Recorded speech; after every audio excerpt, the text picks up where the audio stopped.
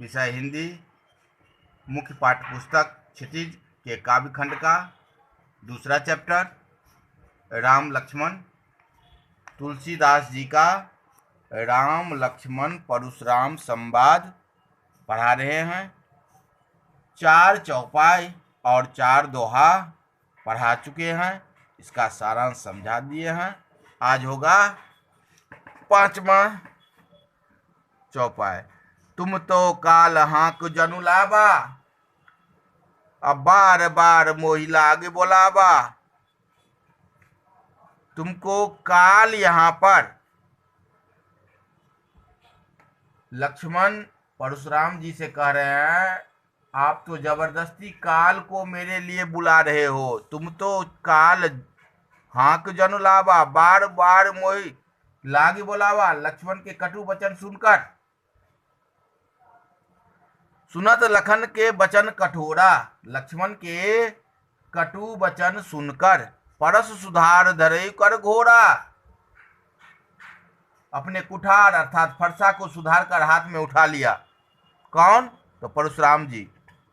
अब जनि देव दोष मोहि लोगू, कहने लगे अब मुझे दोष मत देना लोगों से। कटुवादी बालक बद जोगू, ये कटु वचन बोलने वाला बालक अवश्य मरने योग्य है, वध करने योग्य है। बाल बिलो की बहुत मैं बाँचा, बच्चा समझकर, बिलो की मैंने देखना, बाल मैंने बच्चा, मैं बहुत बचाने का कोशिश किया। अब यही मारा निहार भाषाचा, अब सचमुच में ये मरने वाला है।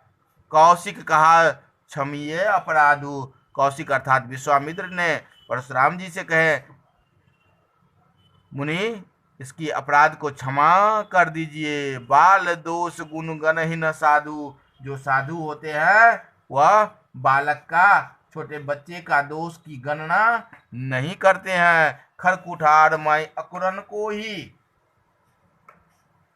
मैं तीव्र कुठार लिए हुए करुणाहीन क्रोधी हूं। आगे अपराधी गुरु दो ही, और उस पर भी मेरे सामने अपराध करने वाला तथा गुरु का अपमान करने वाला सामने खड़ा है। उत्तर देत छोड़ो बिनु मारे, यह उत्तर पर उत्तर दे रहा है। मैं तुम्हारे विनम्र स्वभाव के कारण इसे बिना मारे छोड़ रहा हूं।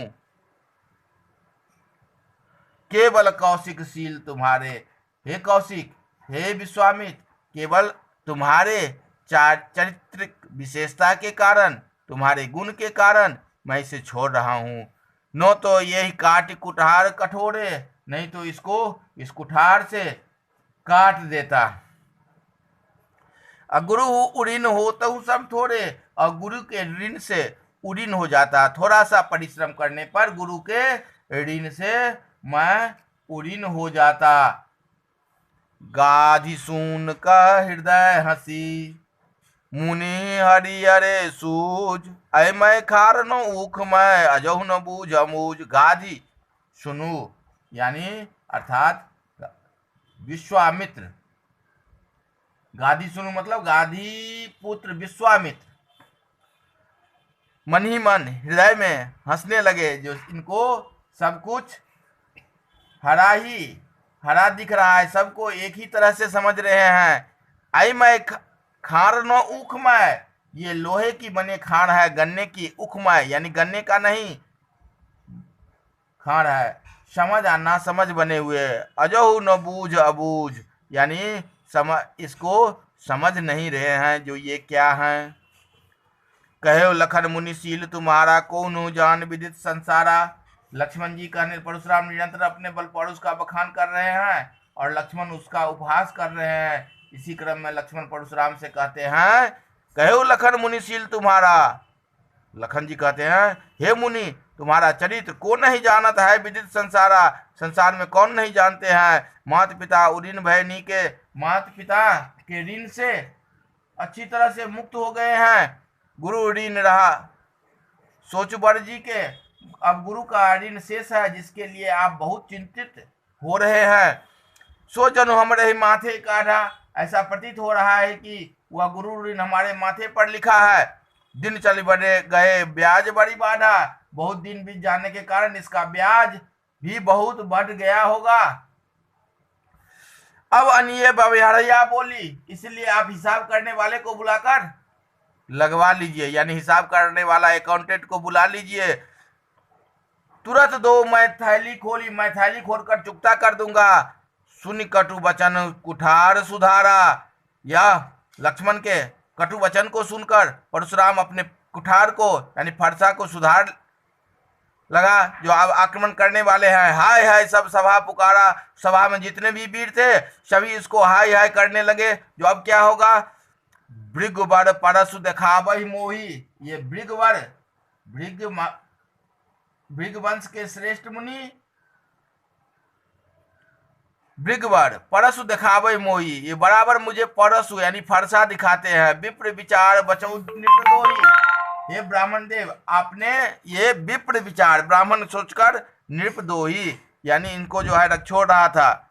मिले न कबहु सुभट रणगाढ़े, इनको जो है कोई महायोद्धा से, सुभट से, योद्धा से नहीं पाला पड़ा है। द्विज बेता घर के बाढ़े। हे ब्राह्मण देव, आप अपने ही घर में श्रेष्ठ होंगे। लक्ष्मण की अटपटी तीखी बातें सुन सभा में उपस्थित जन कहने लगे, लक्ष्मण अनुचित बोल रहे हैं।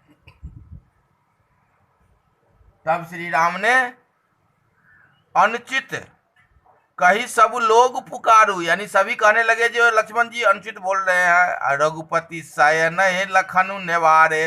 रघुपति रघुकुल के पति अर्थात श्री राम सय नहीं अर्थात अपने नयन से लखन निवारे, लक्ष्मण जी को नयन के अपने आंख के इशारे से मना किए। लखन उतर आहुति सम सरसी भृगवर कोप किसान। वहां पर भृगवर यानी परशुराम का जो क्रोध है वो किसान आग है, और लखन उतर आहुति सन, और लक्ष्मण उसमें आहुति दे रहे हैं यानी उस आग को और भड़का रहे हैं। अब बढ़त देख जल सम बचन, उसको आग को बढ़ते हुए देखकर जल के समान शीतल बचन बोले रघुकुलवान। रघुकुल के जो भानु यानी सूर्य जो श्री राम जी है वो अपने जल समान वचन से उस आग को शीतलता प्रदान करते हैं, ठंडा करते हैं, शांत करते हैं।